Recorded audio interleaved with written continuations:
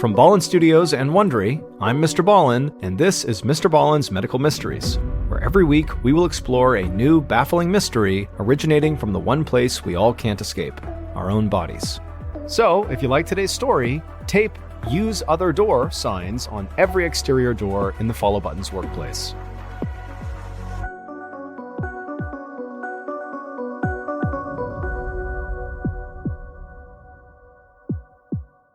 This episode is called Death from Above.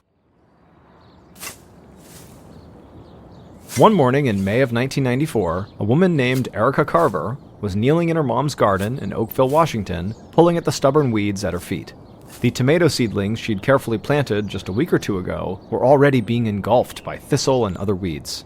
Erica hoped they'd survive into the summer, but the weeds grew so fast. She'd been at it all morning, helping her 64-year-old mom, Maggie, prepare the vegetable garden for the warmer months. All the rain they got up here was a blessing and a curse. It helped turn the whole farm lush and green, but that meant a lot of work mowing grass and pulling weeds.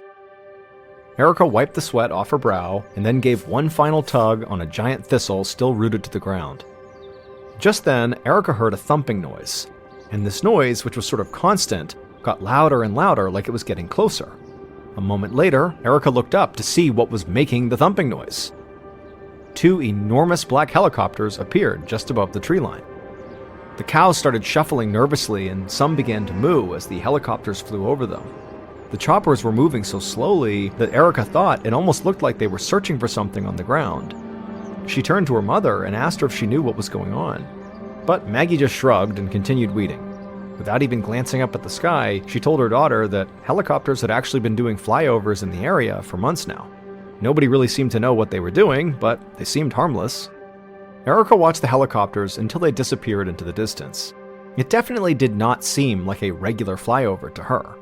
But if her mom wasn't worried, Erica wasn't going to dwell on it either. So Erica got back on the ground and kept tending the garden.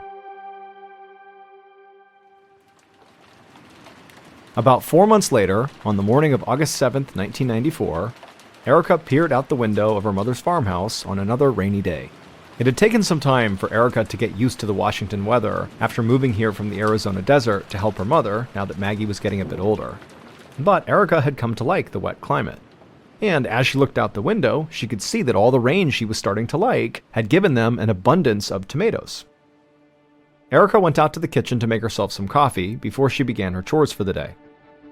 But as soon as she got to the kitchen, her mother's dogs burst inside, followed by her mother, whose face was as white as a sheet. Erica shouted over the dogs, who were barking like crazy, and asked her mother what was going on. Maggie said she had let the dogs out while there was a lull in the storm, and when she was over near the barn, Maggie said she noticed there were all these strange things all over the box of firewood.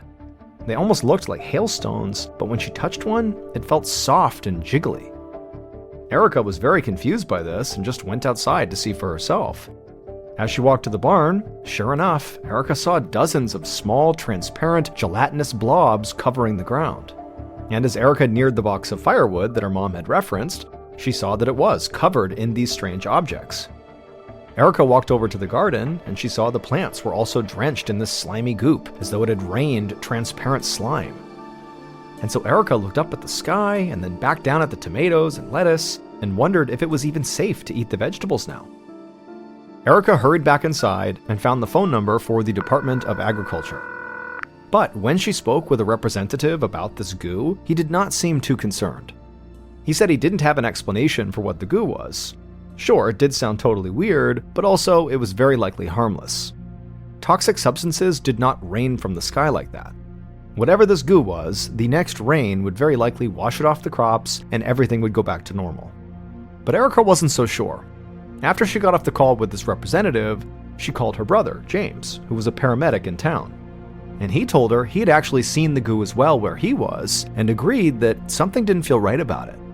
He said he had gotten reports that this stuff had been falling all over Oakville, and he'd even heard over his emergency scanner that a local police officer had had to pull over on the road because his cruiser had suddenly become covered in it and he couldn't even see. James told his sister that he was actually off for the day and said he would come over and they could try to figure out what this was together.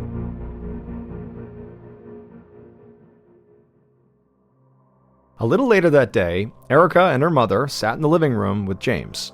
and Erica told her brother that the Department of Agriculture guy had said the goo was harmless, and therefore, the crops were fine to eat. But James agreed with Erica.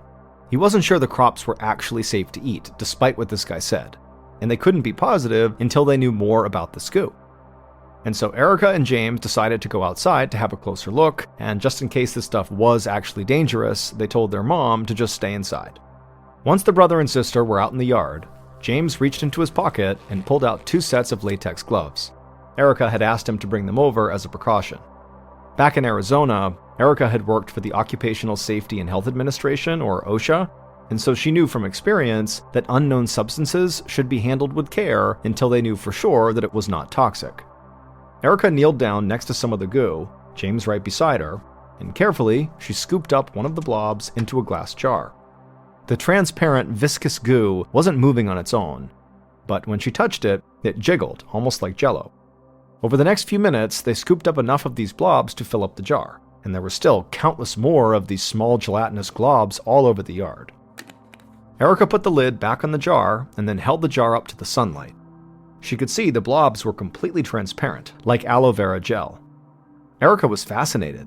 She had always been curious by nature, and her old job with OSHA had really taught her to think like a scientist. So she decided to do a little experiment. Back inside, Erica set up a makeshift laboratory in the kitchen. She placed 3 bowls on the counter, one filled with water, another with rubbing alcohol, and the last was empty. Then her brother James reached into the glass jar and pulled out the first blob. She noticed it stuck to his latex gloves. Erica held her breath as James carefully placed the blob into the water bowl, and right away the blob just sort of floated on the surface. Now, this didn't answer a whole lot of questions, but what it did do is tell her that the blobs had to contain chemicals other than just water.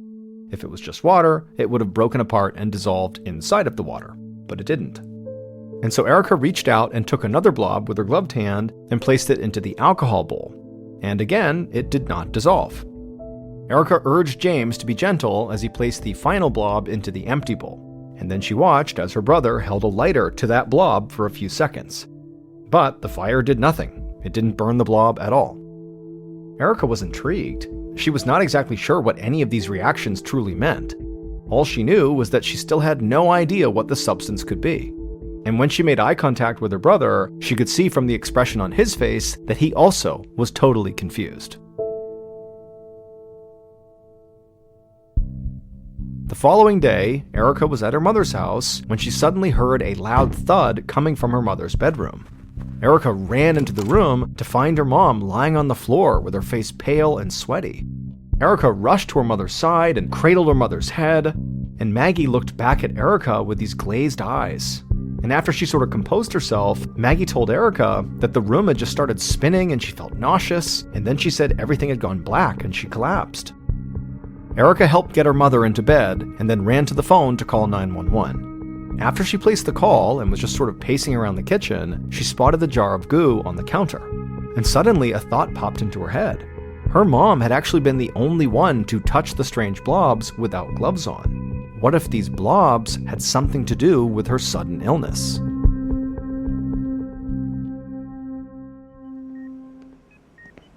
Later that day, Erica paced around an exam room at the hospital. She glanced over at her mother, who was resting quietly in her hospital bed. Some of her color had returned, but Erica thought she still looked very weak. Erica shifted her attention to James, who was sitting next to their mom, inspecting the glass jar Erica had brought along with them. A moment later, a calm, young-looking physician entered the room and introduced himself as Dr. George Grant. Dr. Grant asked Maggie how she was doing, and she told him about her fainting spell. Dr. Grant nodded and thought for a second. Then when he spoke, he said based on Maggie's symptoms, it sounded like she might have an inner ear infection, which would explain the dizziness and also the nausea. He said most of the time these infections are caused by a virus, like influenza or Epstein-Barr. But Dr. Grant said he couldn't be sure without further testing. If Maggie didn't get better in a few days after managing her symptoms, he might have to order a CT scan or an MRI. In the meantime, she would stay at the hospital for monitoring. Erica felt her body tense up as the doctor spoke. She knew that it must be somewhat serious if they're having her mom stay at the hospital like this. Her gaze again turned to the jar in her brother's hands. She asked him for the container and then turned to the doctor. Erica told the doctor about all the goo that had fallen from the sky and how their mother had touched it with her bare hands. Erica explained that she and her brother had collected some samples of this goo that they had brought along with them in this jar. Erica asked Dr. Grant while holding up this jar if maybe the goo had something to do with her mother's illness. As Erica extended the jar out to him, she could see the confusion in the doctor's eyes. He said it sounded pretty unlikely, but he would be happy to run some tests on it. Erica hoped that maybe a real lab would give them some real answers.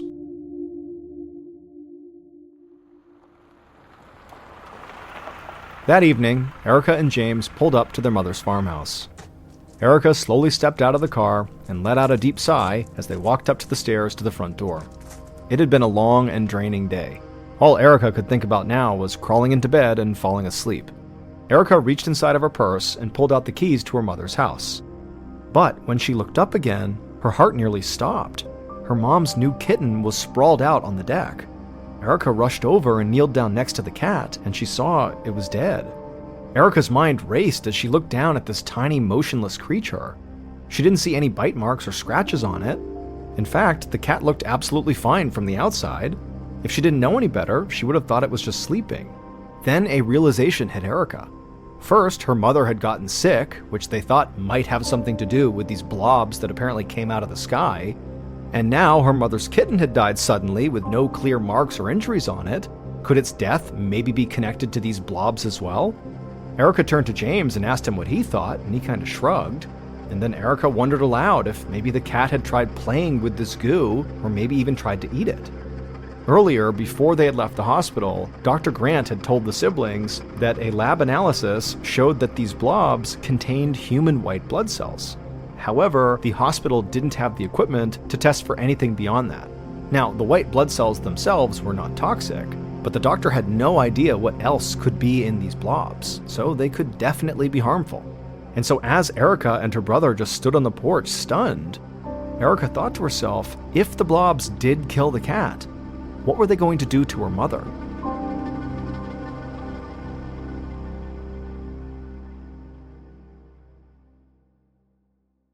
What's up, guys? It's your girl Kiki, and my podcast is back with a new season, and let me tell you, it's so good. And I'm diving into the brains of entertainment's best and brightest, okay? Every episode, I bring on a friend and have a real conversation. And I don't mean just friends. I mean the likes of Amy Poehler, Kel Mitchell, Vivica Fox, the list goes on. And now I have my own YouTube channel. So follow, watch, and listen to Baby, This is Kiki Palmer on the Wondery app or wherever you get your podcasts. Watch full episodes on YouTube, and you can listen to Baby, This is Kiki Palmer early and ad-free right now by joining Wondery. And put in my headphones, because it's time to get into it. Holla at your girl. Hey everybody, we have some exciting news that we want to share. If you want to go on an adventure with Generation Y, we'd love for you to join us. January 26th through the 30th, 2026, we'll be sailing from Miami to the Bahamas on Wondery's first ever true crime cruise aboard the Norwegian Joy. Aaron and I will be there to chat, hang out, dive into all things true crime, and we're thrilled to be joined by some familiar voices in the true crime podcasting world. Surti and Hannah from Red Handed, Sashi and Sarah from Scamfluencers, and Carl Miller from Kill List. Super excited to hang out with them too. We got some cool activities, interactive mysteries we can solve, testing our forensic skills with a blood spatter expert, and so much more. So for some sun, fun, and just the right amount of mystery solving, come join us. Ready to jump on this seriously epic adventure? Book your cabin right now at exhibitccruise.com. Imagine this. You help your little brother land a great job abroad. But when he arrives, the job doesn't exist. Instead, he's trapped in a heavily guarded compound, forced to sit at a computer and scam innocent victims, all while armed guards stand by with shoot-to-kill orders. Scam Factory, the explosive new true crime podcast from Wondery, exposes a multi-billion-dollar criminal empire operating in plain sight. Told through one family's harrowing account of sleepless nights, desperate phone calls, and dangerous rescue attempts, Scam Factory reveals a brutal truth. The only way out is to scam their way out. Follow Scam Factory on the Wondery app or wherever you get your podcasts. You can binge all episodes of Scam Factory early and ad-free right now by joining Wondery Plus. What if everything we thought we knew about justice was wrong? In This Is Actually Happening's new series, A World Beyond Revenge, we explore a radical idea that justice can be about healing, not just punishment. Through 5 powerful stories, we meet people who've experienced unimaginable harm and those who caused it as they come together to seek something radical. Healing. From a man tortured for a crime he didn't commit to a woman who misidentified her attacker. These stories will change the way you think about justice, forgiveness, and the possibility of a better world.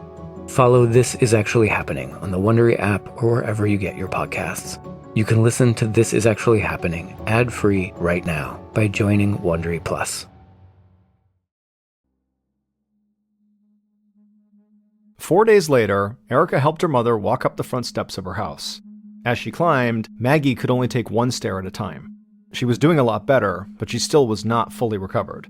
Whatever was wrong with her, it was not an inner ear infection. However, the doctors didn't know any more than that. Her discharge paperwork said that she was sick from some kind of virus. But they had nothing more to test for, and Maggie was well enough to be back on her feet, so the doctor said it was safe for her to go home. This vagueness only made Erica more suspicious about the gooey substance and the threat it might pose to the residents of Oakville. The day after she and James had found the dead kitten, Erica shipped a sample blob to the Washington State Department of Health and personally delivered a second sample to the State Department of Ecology, and she'd been waiting for the results ever since. Erica carefully guided her mother through the front door and to her bedroom, her mind still very much on the blobs. Once her mom was all settled in, Erica made her way back to the kitchen. As she filled up a glass of water to bring to her mother, the phone rang, and Erica ran and picked it up immediately. It was the Department of Ecology. Erica felt her heart start to race as she listened to the government official on the other end of the line. He told her that they had run some tests, and they determined that the goo had come from a living organism. However, the hospital lab had been wrong. The blobs did not contain any human white blood cells. The department scientist thought the blood cells had come from jellyfish. To Erica, this made 0 sense, and that's what she told the scientist. The closest beach was almost 40 miles from Oakville, so how could a jellyfish, or parts of a jellyfish, fall from the sky 40 miles from the ocean? The scientist said he had no idea. He knew this explanation sounded crazy, but according to the sample, that's what it was. Erica thanked the official for looking into it, then she hung up and walked to the dining room table to sit down. As Erica rested her chin on her hands and tried to make sense of what the official had just told her, she glanced down at the day's newspaper sitting on the table, and the front page was littered with headlines about the, quote, Oakville blobs. Erica picked up the paper and began reading. People all over town had apparently been seeing these things, including that police officer James had mentioned, and it seemed like the blobs were making other people sick too. One article said that an estimated 30 Oakville residents had become ill, and they all had the same flu-like symptoms as Maggie. And as Erica kept reading, she saw that hundreds of dead crabs had washed up on a beach about 100 miles away. The paper said that a gelatinous substance had washed up alongside the crabs. At the mention of this beach, Erica's mind snapped into focus. Erica turned to another article where one scientist offered a theory that maybe a large swarm of jellyfish had been sucked up by a powerful waterspout, like a small tornado out on the ocean. The waterspout had then whirled the jellyfish around like a blender until they were reduced to small pieces and hurled up into the sky, and then those pieces rained down on Oakville. Erica still thought it was totally crazy to think these were jellyfish falling from the sky, but maybe they were. However, that still didn't explain why these blobs, whether they were jellyfish or not, had killed animals and made more than 30 humans sick. Maybe, if these really were jellyfish, it was a particular kind of jellyfish that was poisonous. Just then, Erica heard raindrops bouncing off the roof. She looked up from the paper and towards the window, and she gasped, because once again, it was raining blobs.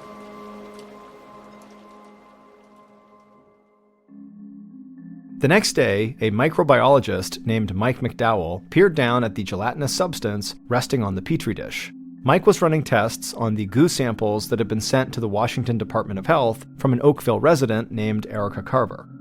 Mike had never seen anything like it before. When it came to his research and investigations, he usually had some sort of idea about what he was dealing with, but not this time. He knew some people, including scientists, had theorized that these blobs were jellyfish that had rained down from the sky. But so far, Mike hadn't found any jellyfish cells in his sample. And there also weren't any human white blood cells either. But whatever it was, he felt confident he would get to the bottom of it. Directly observing the material under a microscope had not yielded any results. So Mike had placed some samples in an incubator to see if it grew any bacteria.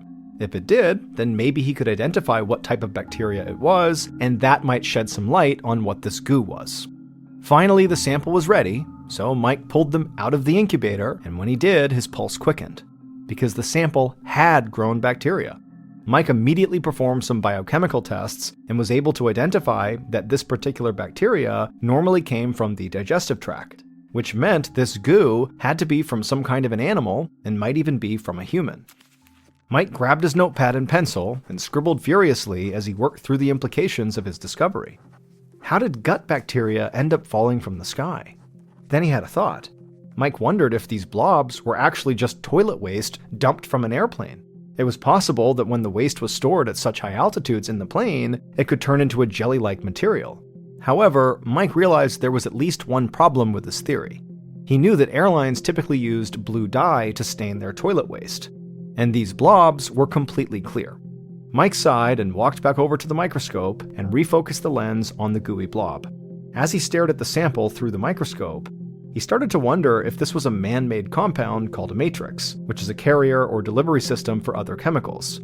It's like an envelope you can use to contain dangerous substances without anyone detecting it. More specifically, a matrix can be used to deliver a harmful substance to an unsuspecting target. But Mike couldn't understand why there would be parts of a jellyfish or whole jellyfish or toilet waste inside of a matrix. What would the purpose be? Why would anybody do that? His mind raced as he thought through the possibilities. Then it hit him. A matrix containing dangerous elements does not just randomly appear in a rainstorm. Someone had to place it there. Mike paced around the lab as he toyed with this idea. If he was correct, then these blobs were more than just a strange phenomenon. It seemed crazy to even think about, but he couldn't help but wonder. Could it be they were some kind of bioweapon? Mike was starting to get a headache and decided he would come back to his work tomorrow. So he carefully removed the sample from the microscope, he placed it back inside the container, and sealed the lid shut. Then Mike carried it to the biosafety storage facility next to his lab.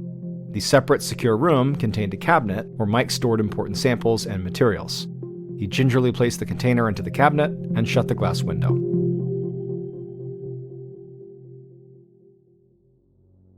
The next morning, Mike walked inside of the lab and headed over to the storage facility where he had left the sample. He entered the code, the door swung open, he reached inside for the container, but his hands came away empty. Mike peered inside.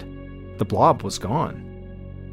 Mike began walking all around the lab looking for the container, wondering if he had maybe misplaced it when he was cleaning up the night before. But as he thought about the night before, he could have sworn he put it right back where it was supposed to go. Mike was suddenly afraid. He had worked at the department for decades and never lost a sample before, especially not one that was this important. What would happen to him when they discovered he had done this? Mike finally rushed over to his supervisor's office to beg for forgiveness. However, when Mike told his supervisor what had happened, a strange look came over the man's face. His eyes locked on Mike's, and he told the scientist that it would be better not to ask any more questions. By his tone, Mike could tell that was the end of their discussion about this sample. Mike nodded and kept a straight face, but inside, he was now fuming. This was a possible bioweapon. Without that sample, he would never know what made 30 people sick and killed animals and pets. It was a crushing blow to this investigation. Not only could it have brought peace of mind to the people of Oakville, but possibly it could have exposed a dangerous weapon being used against people of this country. But as bad as all this seemed, Mike did know better than to keep asking questions. His boss had made it perfectly clear that he needed to stay out of this. And so he just had to hope that everything would be okay, and that he had not just participated in a massive government cover-up.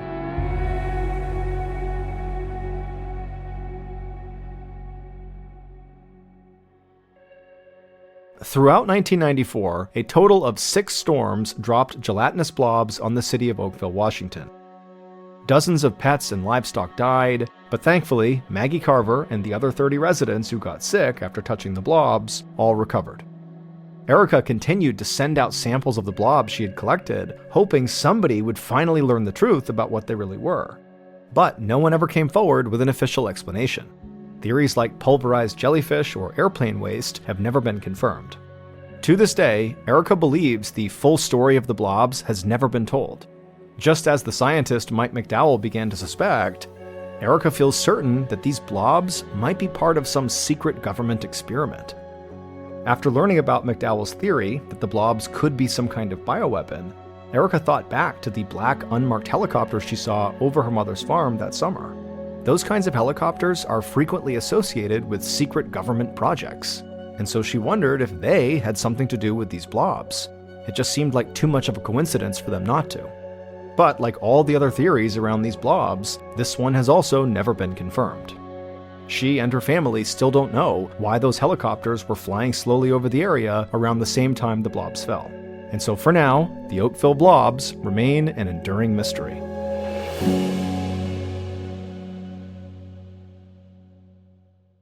Hey Prime members, you can listen to new episodes of Mr. Ballen's Medical Mysteries early and ad-free on Amazon Music. Download the app today. And also, Wondery Plus subscribers can listen to Mr. Ballen's Medical Mysteries ad-free. Join Wondery Plus today. Before you go, tell us about yourself by completing a short survey at listenersurvey.com. From Ballen Studios and Wondery, this is Mr. Ballen's Medical Mysteries, hosted by me, Mr. Ballen. A quick note about our stories. They are all inspired by true events, but we do sometimes use pseudonyms to protect the people involved, and also some details are fictionalized for dramatic purposes. And a reminder, the content in this episode is not intended to be a substitute for professional medical advice, diagnosis, or treatment. This episode was written by Natalie Pritzovsky. Our editor is Heather Dundas. Sound design is by Ryan Potesta. Our senior managing producer is Nick Ryan. And our coordinating producer is Taylor Sniffen. Our senior producer is Alex Benedon. Our associate producers and researchers are Sarah Bytak and Tasia Peliconda. Fact-checking was done by Sheila Patterson. For Ballen Studios, our head of production is Zach Levitt. Script editing by Scott Allen and Evan Allen. Our coordinating producer is Samantha Collins. Production support by Avery Siegel. Executive producers are myself, Mr. Ballen, and also Nick Witters. For Wondery, our head of sound is Marcelino Villapando. Senior producers are Loredana Palavoda and Dave Schilling. Senior managing producer is Ryan Lohr. Our executive producers are Aaron O'Flaherty and Marshall Louie for Wondery.